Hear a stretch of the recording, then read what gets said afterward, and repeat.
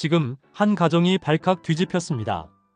45년을 함께 산 아내에게 남편도 자녀도 몰랐던 두 번째 가족이 존재했다는 사실이 드러났기 때문입니다. 모두가 안정적이라고 믿었던 노년의 결혼 생활이 단 한순간에 무너졌습니다. 왜 이런 일이 벌어졌을까요? 외도도 일탈도 아닌 아내가 오랜 시간 가족처럼 의지해온 또 다른 공동체. 남편은 같은 집에 살면서도 그 존재를 전혀 알지 못했습니다. 가족이 함께 있었는데 왜 마음은 다른 곳에 있었을까요? 지금부터 그 45년의 균열을 하나씩 추적합니다. 침묵이 어떻게 관계를 무너뜨렸는지, 노년의 결혼이 왜 가장 위험한 시기를 맞는지, 그리고 이 선택이 한 가족을 어디로 데려갔는지 지금부터 끝까지 확인하시기 바랍니다. 45년을 함께 살아온 부부가 있었습니다. 남편은 평생을 가장으로 살아왔습니다. 직장을 다니며 가족을 부양했고 자녀를 키우고 집을 지키는 책임을 당연한 의무로 받아들였습니다. 아내 역시 가정을 중심으로 살아왔습니다. 집안일을 맡고 남편을 내조하며 자녀가 독립할 때까지 가족이라는 울타리를 지켜왔습니다. 겉으로 보기에 이 가정은 특별한 문제 없이 유지되고 있었습니다. 큰 다툼도 없었고 이혼이나 별거 같은 위기도 없었습니다. 노년을 앞둔 이 부부는 조용히 하루를 보내며 남은 시간을 준비하는 단계에 들어선 듯 보였습니다. 그러나 이 평온은 구조적인 결핍 위에 놓여 있었습니다. 대화는 줄어들었고 감정 표현은 의례적인 수준에 머물렀습니다. 함께 살았지만 각자의 하루를 공유하지 않는 시간이 늘어났습니다. 전문가들은 이런 상태를 갈등 없는 단절이라고 설명합니다.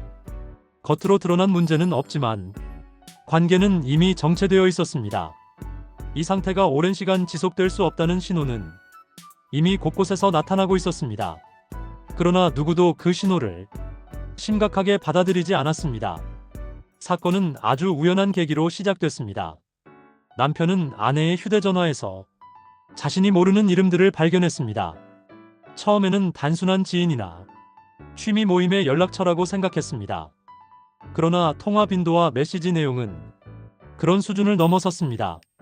정기적인 만남, 서로의 안부를 묻는 표현, 그리고 가족에게는 공유되지 않았던 이야기들이 그 안에 담겨 있었습니다. 이 순간 남편이 믿어왔던 가정의 질서는 금이 가기 시작했습니다. 이것은 단순한 호기심의 문제가 아니었습니다. 이 사실을 외면할 경우 더 큰 상실로 이어질 수 있다는 명확한 경고였습니다. 전문가들은 이 시점을 관계의 분기점이라고 말합니다. 문제를 인식하는 순간이 가장 중요한 선택의 시작이기 때문입니다. 남편은 즉시 행동하지 않았습니다. 오히려 스스로를 설득했습니다. 오해일 수 있다. 괜한 의심으로 관계를 망칠 수 있다. 이 나이에 무슨 변화가 필요하겠는가. 노년의 불안, 경제적 현실, 자녀들에게 미칠 영향이 그를 주저하게 만들었습니다. 문제를 꺼내는 순간 가정이 해체될 수도 있다는 두려움이 결정을 미루게 했습니다. 갈등은 외부가 아니라 남편 내부에서 커졌습니다. 이 단계에서 많은 사람들이 현실을 직면하지 않기로 선택합니다. 그러나 회피는 문제를 해결하지 않습니다. 갈등은 보이지 않는 곳에서 더 깊어질 뿐입니다. 결국 남편은 가까운 지인과 상담 전문가의 조언을 듣게 됩니다. 그 과정에서 문제의 본질이 드러납니다. 이것은 외도가 아닐 수 있습니다. 그러나 관계의 공백은 분명합니다. 아내는 배신한 것이 아니라 오랫동안 정서적 소속감을 다른 곳에서 채워왔을 가능성이 크다는 설명이 이어졌습니다. 이 이야기는 남편에게 불편하지만 중요한 메시지를 남깁니다. 문제는 상대가 아니라 관계의 구조라는 점입니다. 그리고 이 구조는 더 이상 자연적으로 회복되지 않는 단계에 들어섰다는 사실입니다. 남편은 결단을 내립니다. 더 이상 침묵하지 않기로 선택합니다. 아내에게 사실을 묻기로 합니다. 이 선택은 안전했던 일상과의 결별을 의미합니다. 대화는 쉽지 않았습니다. 그러나 질문을 던지는 순간 되돌릴 수 없는 문을 넘었습니다. 이제 이 문제는 외면할 수 없는 현실이 되었습니다. 아내의 설명을 통해 사실이 하나씩 드러납니다. 그녀에게는 오랜 시간 함께 해온 정서적 공동체가 존재했습니다.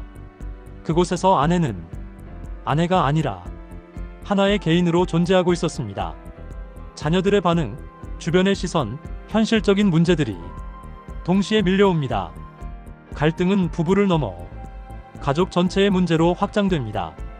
이제 이야기는 개인의 감정 문제가 아니라 현대 가족 구조의 균열을 드러내는 국면으로 접어들게 됩니다. 남편은 점점 더 분명해지는 현실 앞에 서게 됩니다. 아내에게 또 다른 가족이 있었다는 사실보다 더 충격적인 것은 그 관계가 하루아침에 만들어진 것이 아니었다는 점이었습니다. 수년간 이어진 만남과 대화, 함께한 시간들은 단순한 취미 모임의 범위를 넘어 있었습니다. 남편은 그제야 깨닫습니다. 문제는 특정 인물이나 특정 사건이 아니라 오랜 시간 방치된 관계의 공백이라는 사실을 깨닫습니다. 부부는 같은 공간에 살았지만 같은 방향을 바라보고 있지는 않았습니다. 아내는 가정 안에서 역할로 존재했고 가정 밖에서 비로소 개인으로 존재하고 있었습니다. 이 지점에서 이야기는 방향을 바꾸기 시작합니다. 배신을 규탄하는 이야기에서 관계의 본질을 묻는 이야기로 이동합니다. 남편은 스스로에게 질문합니다. 언제부터 아내의 이야기를 듣지 않았는지, 언제부터 함께 늙어간다는 말이 의무가 되었는지를 되짚기 시작합니다. 이 과정은 고통스럽지만 피할 수 없는 단계였습니다. 겉으로 드러난 성과처럼 보였던 안정된 결혼 생활이 사실은 위기의 전조였다는 점이 드러납니다. 이 단계에서 남편은 더 이상 단순한 피해자가 아닙니다. 그는 이 관계를 유지해 온 구조의 일부였다는 사실을 받아들이기 시작합니다. 이 인식의 전환은 앞으로의 선택을 완전히 바꾸게 됩니다. 중반부에 도달한 이 이야기는 이제 단순한 폭로를 넘어 한 인간의 정체성과 삶의 방향을 다시 정의하는 국면으로 접어듭니다. 아내의 고백 이후 상황은 빠르게 악화됩니다. 남편의 분노는 단순한 배신감에서 비롯된 것이 아니었습니다. 그는 자신이 필요 없는 존재가 된 것 같다는 깊은 상실감에 빠집니다. 아내는 말합니다. 그곳에서는 누구의 아내도 아니었고 누구의 어머니도 아니었으며 그저 한 사람으로 존중받았다고 말합니다. 이 말은 남편에게 또 다른 상처가 됩니다. 자녀들은 중재에 나서지만 그 과정에서 갈등은 더 깊어집니다. 누구의 편을 들 수 없는 상황 속에서 가족은 점점 침묵에 빠집니다. 외부의 시선과 내부의 감정이 동시에 압박해옵니다. 경제적인 문제, 노후 계획, 주변의 평가가 한꺼번에 몰려옵니다. 남편은 자신이 쌓아올린 모든 것이 무너지고 있다고 느낍니다. 이 단계는 이야기에서 가장 어두운 구간입니다. 외부의 문제보다 내부의 붕괴가 더 빠르게 진행됩니다. 자신이 믿어온 가족의 의미가 흔들리고 삶의 중심이 사라지는 듯한 감각이 찾아옵니다. 이 시련은 단순히 관계의 위기가 아니라 한 사람의 인생관이 붕괴되는 과정이었습니다. 그러나 이 붕괴는 재탄생을 위한 전조이기도 했습니다. 결국 남편은 최저점에 도달합니다. 부부라는 이름, 평생 지켜온 가장으로서의 자존, 노후의 안정까지 모두 흔들립니다. 그는 이 관계를 붙잡기 위해 무엇을 더 할 수 있는지 스스로에게 묻지만 기존의 방식으로는 더 이상 해결할 수 없다는 사실을 인정하게 됩니다. 참고 견디는 것이 미덕이던 시대의 논리는 더 이상 통하지 않습니다. 이 지점에서 남편은 중요한 깨달음을 얻습니다. 관계를 유지하는 것이 목표가 아니라 각자의 삶을 존중하는 구조를 만드는 것이 더 중요하다는 사실을 인식합니다. 모든 것을 잃은 것처럼 보이는 순간 그는 전혀 다른 관점의 실마리를 발견합니다. 그것은 통제도 희생도 아닌 선택의 문제였습니다.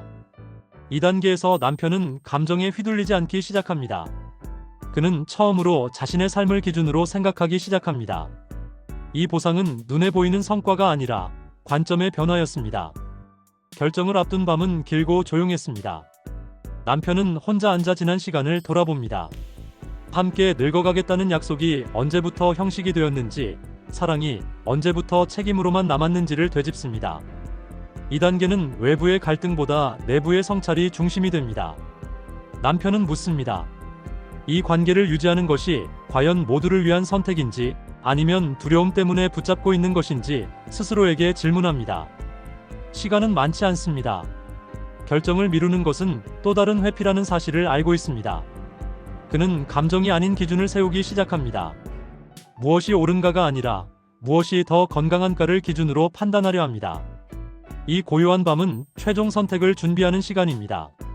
남편은 마침내 결정을 내립니다. 그는 더 이상 과거의 기준으로 관계를 유지하지 않겠다고 선언합니다. 이별이든 재구성이든 명확한 선택이 필요하다는 점을 분명히 합니다. 대화의 방식도 달라집니다. 그는 분노를 앞세우지 않고 자신의 기준과 한계를 명확히 전달합니다. 이 장면에서 남편은 더 이상 상처받은 피해자가 아닙니다. 그는 변화된 가치관을 가진 주체로 서 있습니다. 공적인 논의의 자리에서 그는 자신의 삶에 대해 책임 있는 선택을 합니다. 이 최종 국면은 승자와 패자를 가르는 싸움이 아닙니다. 각자가 어떤 삶을 선택할 것인지를 분명히 하는 과정입니다. 이 부활은 관계의 회복일 수도 있고 새로운 출발일 수도 있습니다. 중요한 것은 주인공이 이전과는 전혀 다른 사람으로 이 자리에 서 있다는 사실입니다. 이 이야기는 한 가정의 사적인 문제가 아닙니다. 장기 결혼, 노년의 관계, 감정 노동의 불균형이라는 사회적 질문을 던집니다. 전문가들은 말합니다. 관계는 유지보다 점검이 중요하다고 말합니다. 오랜 시간 함께했다는 사실이 현재의 관계를 보장하지는 않는다고 설명합니다. 남편의 선택은 하나의 해답이 아니라 하나의 사례입니다. 그러나 이 사례는 많은 사람들에게 질문을 던집니다. 우리는 가족 안에서 서로를 개인으로 존중하고 있는지, 침묵을 안정으로 착각하고 있지는 않은지 되묻게 합니다. 현재 이 이야기를 보고 있는 시청자에게도 질문은 이어집니다. 당신의 가족은 지금 어떤 구조 위에 서 있는지, 그리고 그 구조는 여전히 건강한지 돌아보게 합니다. 이것이 이 이야기의 마지막 장면이며 동시에 새로운 시작입니다.